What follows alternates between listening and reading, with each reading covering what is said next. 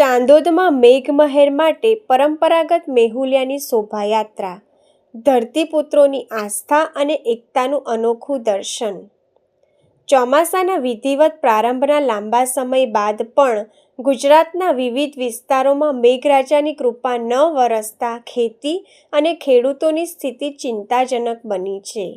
વાવણી લાયક વરસાદની આતુરતાપૂર્વક રાહ જોઈ રહેલા ધરતીપુત્રો માટે આ સમય અત્યંત કપરો સાબિત થઈ રહ્યો છે. આવા સમયે તીર્થક્ષેત્ર ચાંદોદના ખંડેરા વિસ્તારના રહેવાસીઓએ વિજ્ઞાન અને ખેતીના પડકારો સામે પોતાની પૌરાણિક આસ્થાનો સહારો લીધો હતો. વરસાદને મનાવવા માટે ચાંદોદમાં પરંપરાગત રીતે મેહુલિયો કાઢવાની વિધિનું આયોજન કરવામાં આવ્યું હતું.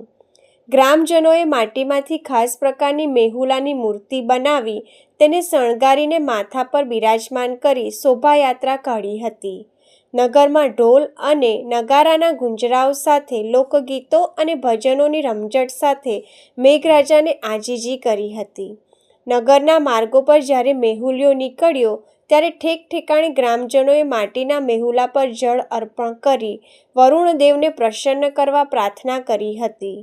શોભાયાત્રામાં જોડાયેલા લોકોએ એકબીજા પર પાણી છાંટીને જાણે કે પ્રતિકાત્મક રીતે વરસાદને પૃથ્વી પર પધારવા માટેનું આમંત્રણ આપ્યું હોય તેવો ભાવ વ્યક્ત કર્યો.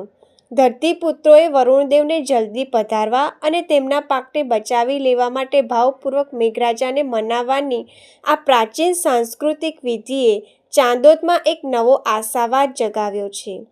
યોજાયેલ મેહુલિયા શોભાયાત્રા એ આપણી કૃષિ સંસ્કૃતિ અને લોક આસ્થાનું સચોટ ઉદાહરણ પૂરું પાડે છે, જે પ્રકૃતિ અને માનવીના અતૂટ સંબંધને ફરીથી તાજો કરે છે.